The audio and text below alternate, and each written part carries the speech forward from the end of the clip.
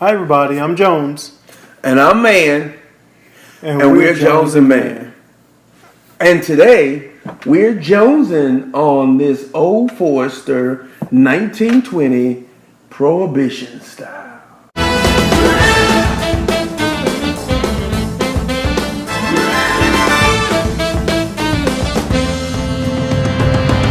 Jones, so I was again on the road, Nashville. Shouts out to Frugal McDougal. I'm trying to think of the guy's name. He was super helpful. I want to say Chris, but I don't think it was Chris. But anyway, one of the things that he was showing me around, and just kind of we were talking bottles, and one of the things that he said about this that really stood out to me is he said that this is the most underpriced bottle that he had in the store.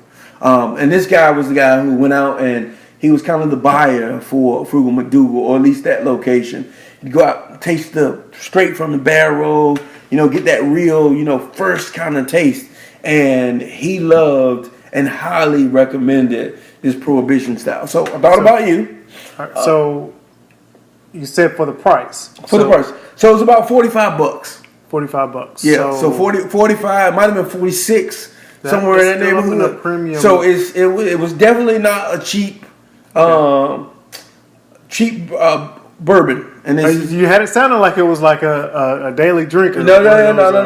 Well, 45 is not horrible. It's not horrible, but it might not daily drink at 45. Yeah. But it is 115 proof.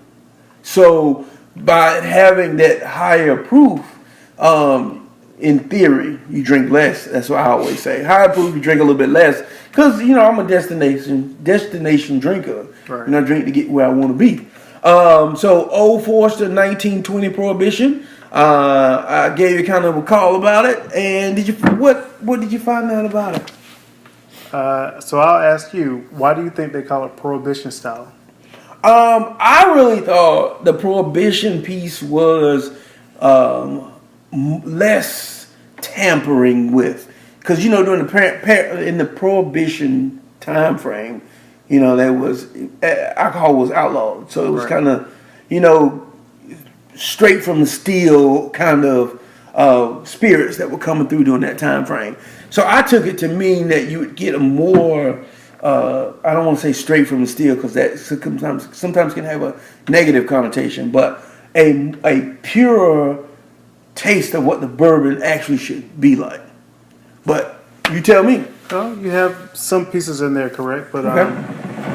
The reason this is called prohibition style, this is one of the few whiskeys that was you could legally distill during prohibition.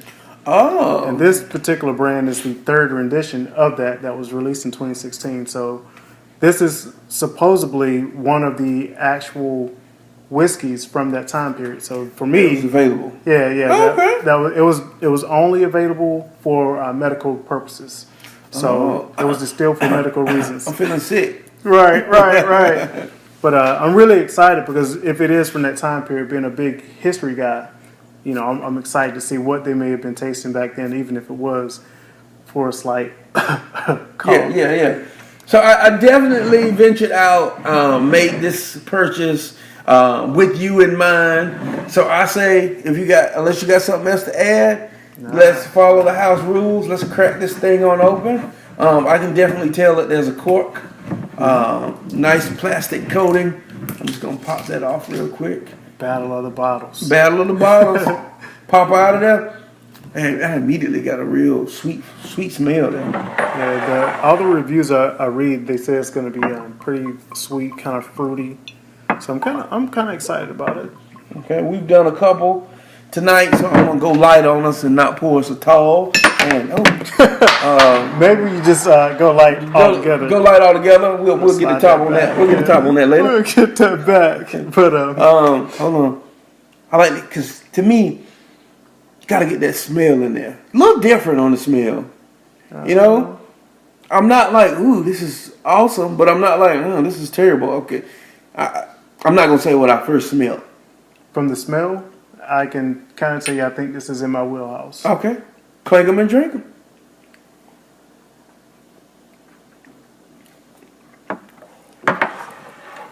Woo! Hello. That is definitely Hello, 115. Woo.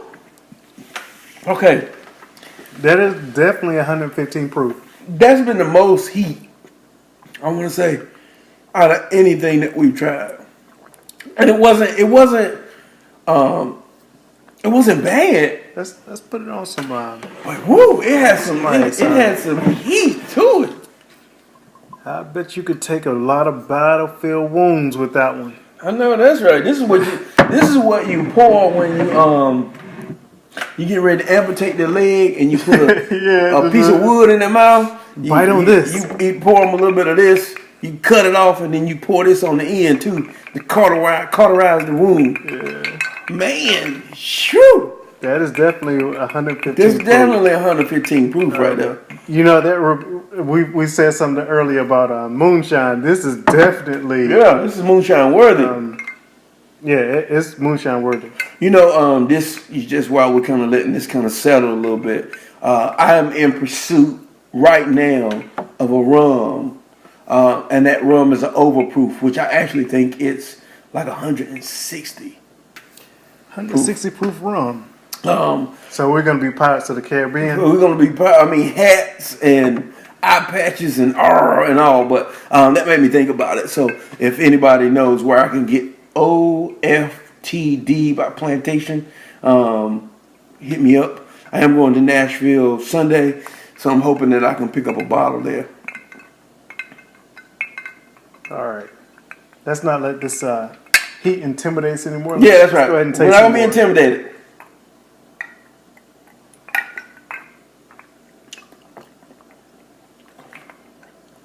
It does take it down a notch, but you got to sit. That is not a shooter. That's not a shooter. Oh, it can be a shooter. It can be a shooter, but you will be. What's the old saying? You will be shot by the end of the night. Well, that's the whole thing. I think if, as a destination drinker, especially if you're like a dancer, partier, you get you one of these. Normally, if I'm going out, if my whole impression is to go out and dance and party and just have fun. Or you're going to do something on this right here. Most people typically do like a tequila or maybe a vodka. I'm normally a single or double malt Scotch guy because it's going to go ahead and get me to the higher level. Yeah. I will put this on that type category. So far as a shot. It makes me think of the Wild West. You see the guys pull up to the bar and they get that shot and give them two coins or one coin, and then you get and then he tells you, "Leave me the bottle," kind of, and you just I got it. It thinks this definitely makes me think Wild West because it's extremely strong. So let's for a second, before we go to call it real quick, which I guess it really shouldn't, but let's set the strength of it aside and talk about the flavor and the taste. I think it's bold, but it's kind of rich. It's got a good flavor to it. If you can breathe through your nose from the heat that comes with it, but it's got a nice flavor. So with that said, I'll let you go ahead and start into your review. I'm torn. That heat is super strong, super duper strong. And if I said, "Hey, I want to sip, maybe one drink, 2 drinks somewhere," and just if I was in a bourbon mood, I think I would drink this, because. I get some Blanton's notes in there. But Blanton's is way smoother. Blanton's has nowhere near the heat that you get from this. Blanton's is what, 96? Probably somewhere around there. So you're talking about. You got a little more, you got a little more funk in the drum kit. Yeah. I like it. But I don't know how much I would drink it because it's so strong, which is unusual for me because I don't mind the strength. But God, phew.